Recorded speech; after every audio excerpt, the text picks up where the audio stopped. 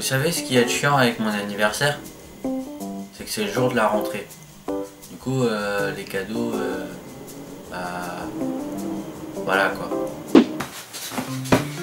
Tiens mon chéri, c'est ton cadeau d'anniversaire. Oh merci, c'est quoi? Oh, des copies doubles. Petit carreau en plus. Franchement, merci maman, hein, fallait pas.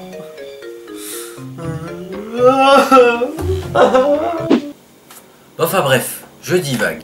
Vague. Oh ça va, on peut faire des blagues, non. Et du coup, comme c'est la rentrée, j'ai décidé d'amorcer l'année avec un joli petit tutoriel pour vous apprendre à faire ce qu'on appelle un Photoshop fail. Alors, quoi que c'est quoi, dis donc, qu'un Photoshop fail?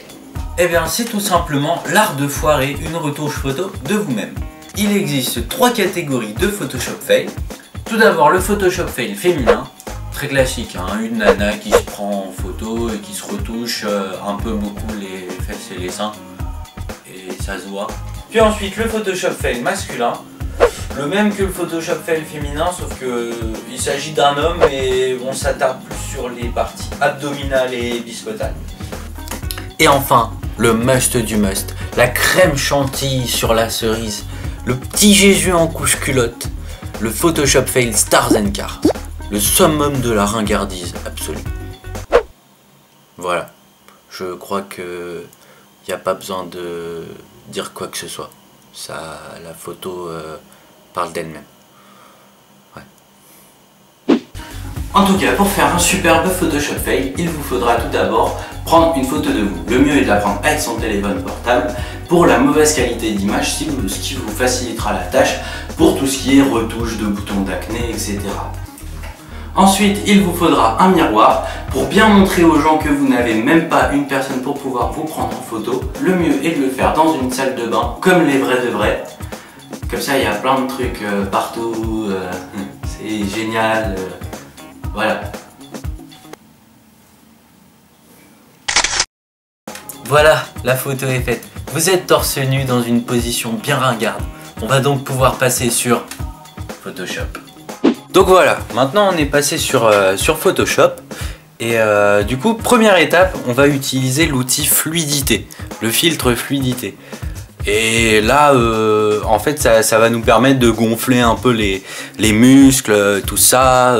En général c'est ce qu'utilisent les filles pour tout ce qui est seins et etc. Donc voilà, donc vous voyez. N'hésitez pas à l'utiliser à fond, c'est vraiment le truc qu'il faut utiliser.